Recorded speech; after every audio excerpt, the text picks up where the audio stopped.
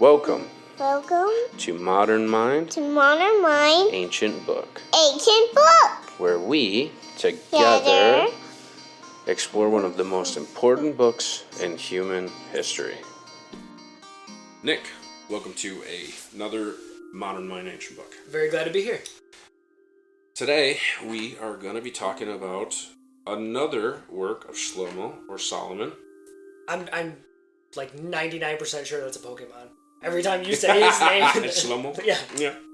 That'd be a good Pokemon. Yeah. Yeah, what would his power be?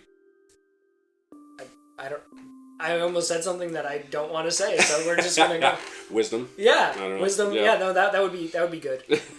Taking everything at a leisurely pace. Yeah. Yeah. Yeah. But still defeating his enemies. Right. Yeah. So, this is the book of Ecclesiastes. And this is Solomon's later work. So, recently we discussed Song of Songs, where as a young man... Young and virile and full of passion. As a young bull. Yeah. Yep. He was looking toward getting married and celebrating and taking part in all the great things of life, including procreation, and celebrating that upcoming opportunity. Right. In this book, Ecclesiastes, it's not the same. Yet, all Solomon. Sure. So, the title of the book is Kohelet. And it means the preacher. So, he went through all of his life, and now he's the preacher. And he's addressing the assembly on the subject of truth. The Greek title is Ecclesiastes. Ecclesia, the called out ones, the church, right? Sure. So it's the gathering. And that's, we just take that and we make it Ecclesiastes. Right? Yeah. But in Hebrew, it's the preacher, Kohelet, because he's talking to. And in Greek, it's assemble and hear. Interesting. Yeah. And theological.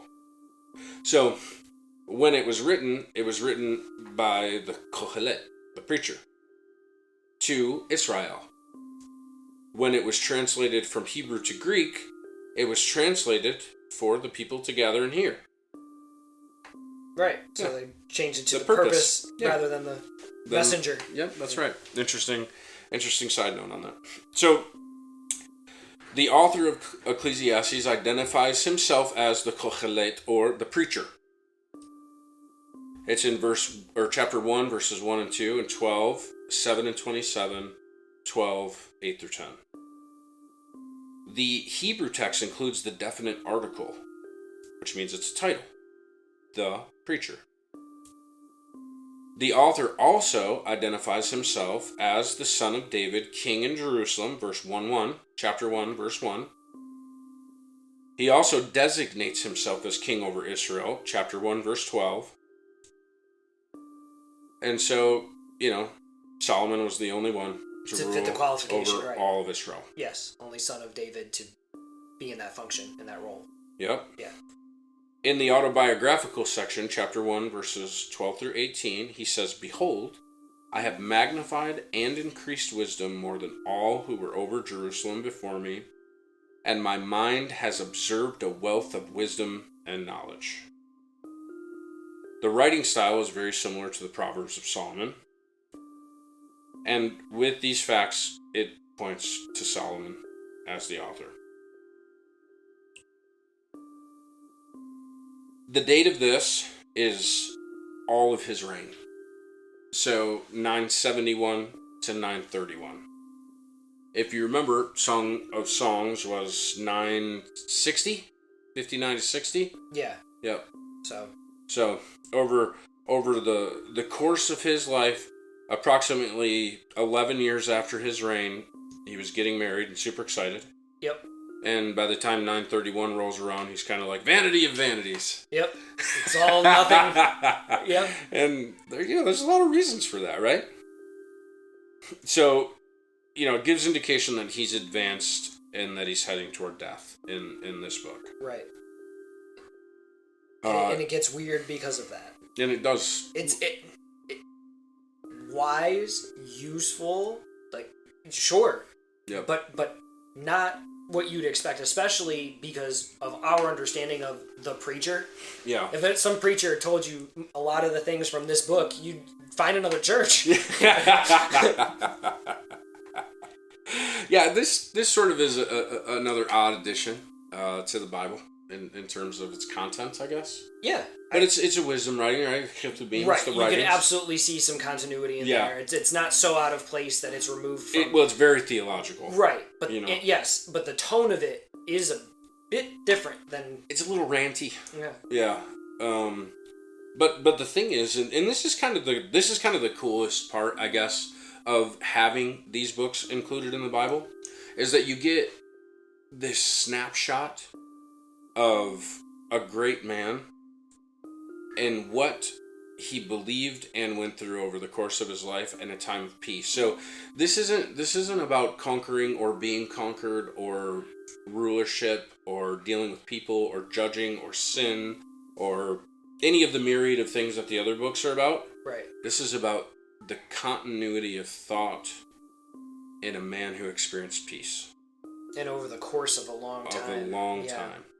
And I mean, I bet that there are a lot of well-trained people out there who could look between Proverbs, Song of Songs, and Ecclesiastes and take a lot of very good lessons from it. Maybe psychologists and such. Yeah, that I was thinking that too. Absolutely, Yeah. They could pull out and identify things that are familiar to them. Things that they know. Yeah. Yeah, about people in general, and right. And probably get some good diagnoses or whatever, right? Yeah. Yeah. Well, and especially with that element of him living a fairly comfortable life during this time, it's funny that we, in the modern church, we spend so much time in Psalms and stuff. When David was running away from his enemies, most of us don't live that life. We live like this life. Yeah, very comfortable life. And we do have things that echo this, in our culture, but it's within the church. We tend to, for some reason, identify with something that's further from our lifestyle. Yeah, kind of like the struggle stuff. Yeah, right? The struggle stuff. Right. But I mean, in all reality, we could. I have tasted the Starbucks, but I tell you, it's a vanity of vanities. Yeah, right. You drink it and you feel good for 30 minutes, but you must return, and the cost is exorbitant. Between vanity of inflation vanities. And sugar content. Yeah. Chasing after the wind. Yeah. So it's an interesting book. I actually, there's a few parts of this book I think that are so worthwhile to study, to find, because this book, if you take it seriously, I think it can root you very good. Yeah. Right. Because there are certain statements in here, which eventually we'll get to, and I would love to preach this book. There are certain statements in here that if you take it seriously, and if you let it sink deep inside of you, it would change the things you chase after. Absolutely. Yeah. Yeah. So in this book, Solomon reminds the young man to remember his Creator before the trials of old age come to him. It's about enjoying life within the confines of the law, right? Right. It was probably written around 935 BC, toward the end of his life. This is probably his memoir, and we know he's a very passionate guy, right? Because we got Song of Songs, and we've got Proverbs.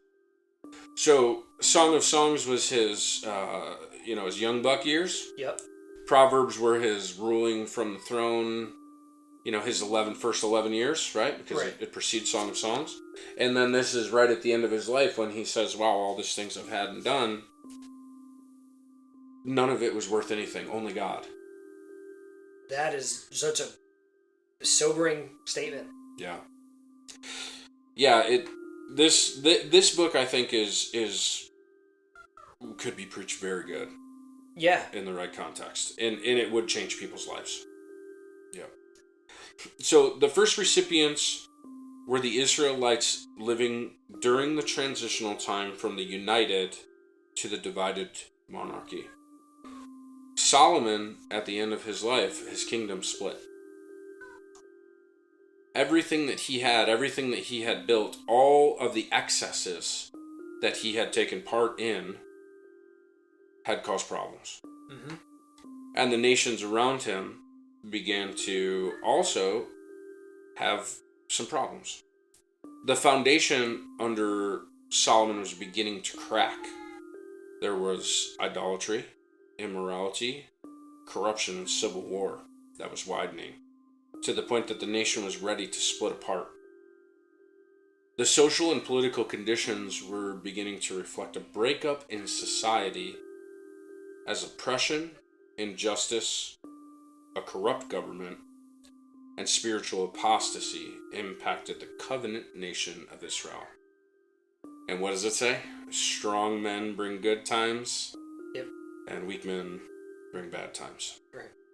And so, and not that I would say, let me take that back. Solomon was not a weak man. He was a strong leader. But the excesses of much, well, they do make you weak. Right. That's exactly what right. It wasn't that he was weak. It was that the good times led to weakness after him.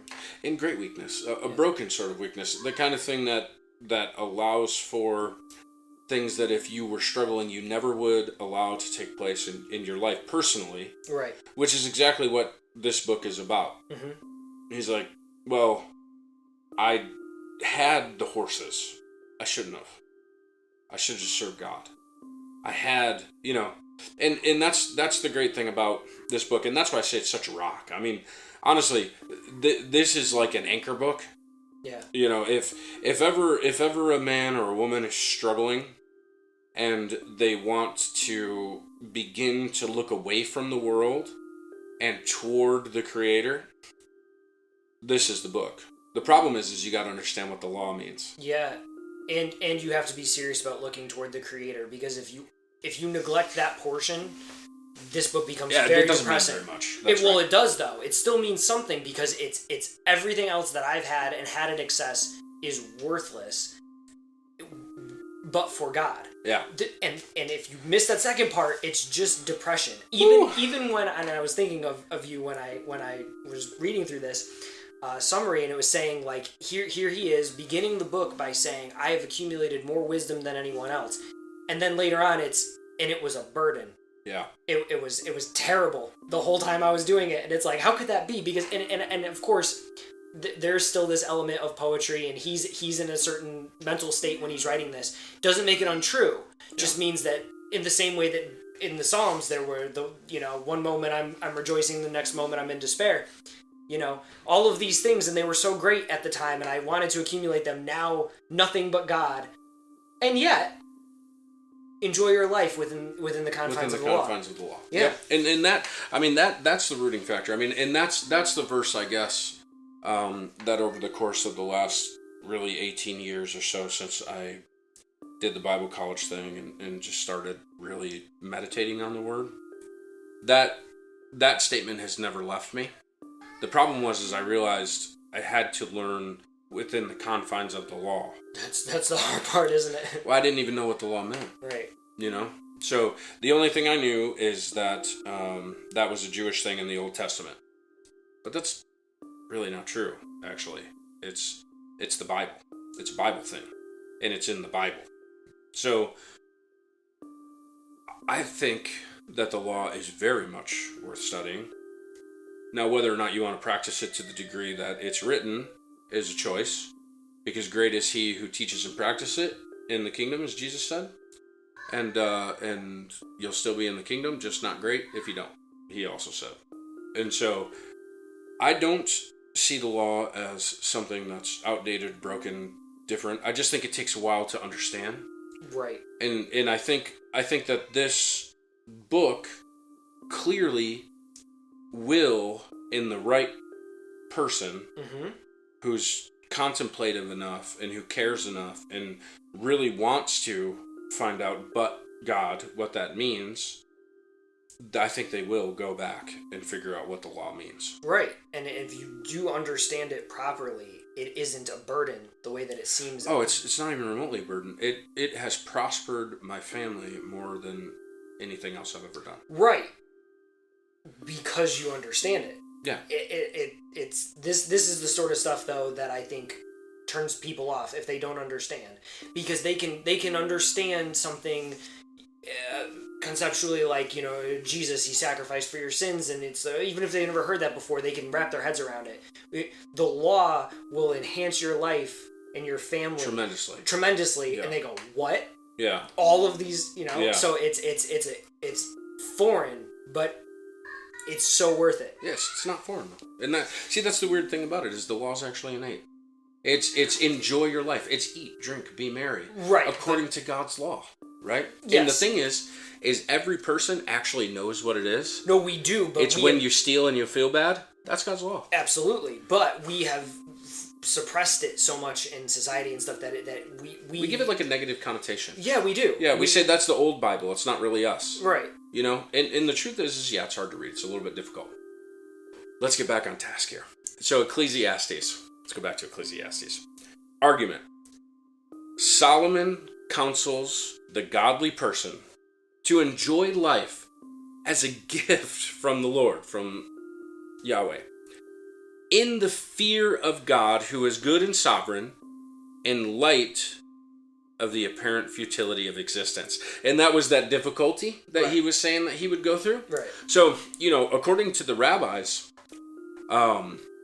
Solomon was a bit of everything. A scientist, lots of stuff, right? He studied animals. He knew all kinds of things. Right. And he took his time doing those because he didn't have to fight wars. Right. Right?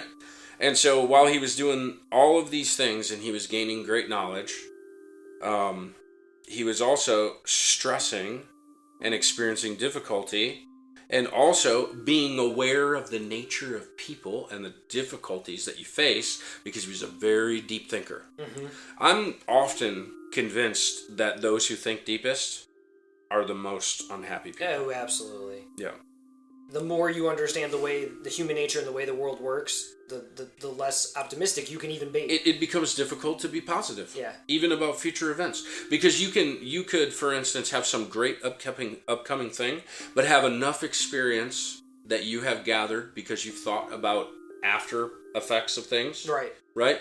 To go, oh, well, I can see how that would go bad. Yep. Right? Yeah. Yeah. Yeah, you become that sort of... I struggle with that. Yeah? Yeah, I struggle with...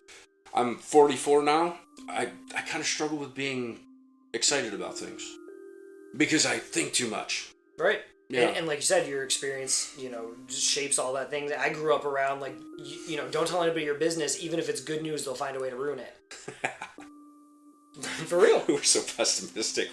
Yeah. That's sin in the world, though, right? Like, right. You know, there's the good eye and the bad eye, yeah. And the person with the good eye is seeking to be generous to those outside of themselves and to invest in them.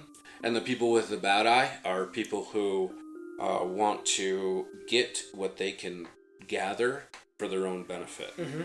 And unfortunately, that is sin's reality in this world. The purpose of this book is to encourage the person of wisdom to enjoy life to its fullest in view of God's future judgment and the vanity of life apart from God. So you just don't take part in things that you know are evil. That's God's law, bro. Right. You know? Like, you don't go out and needlessly harm and take advantage of women because you want something. Right. It feels bad. Unless you do it enough times that it doesn't. Right. But the first couple times that you do it, it does. Yeah. So don't do it. Don't go steal. Don't say evil things about people.